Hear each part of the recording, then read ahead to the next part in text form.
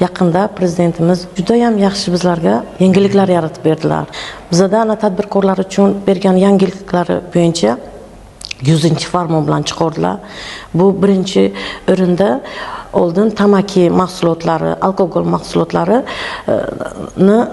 naqd pulda savdo qilish mumkin yo'q edi. Faqatgina karta orqali edi. Shu narsani 1-iyundan boshlab umumiy ovqatlanish hamda gostinitsalarda ham naqd pulga savdo qilishga ruxsat berildi. Bu juda yaxshi yangilik.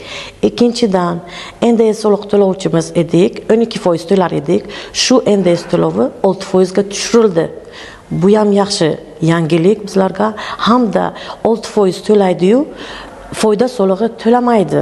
Demak, 0 degani bu foyda solig'i to'lamaydi. Bu ham bizga tadbirkorlar uchun juda katta yangilik bo'ldi.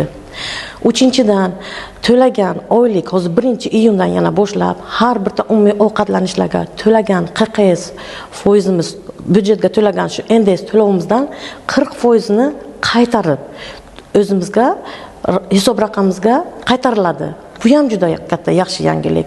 Kundan kunga bizga qiladigan tadbirkorlarga bu beradigan yangiliklar, bu har bir umumiy ovqatlanishimiz, har bitta korxonamizda bu kelajakda ish o'rinlar yaratishga yordam beryapti.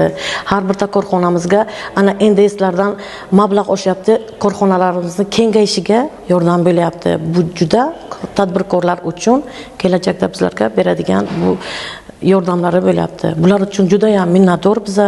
Kelajakda men o'ylaymanki, bunday korxonalarimiz juda rivojlanib, o'zining katta hissalarini davlatimizga qo'shadi degan umiddaman.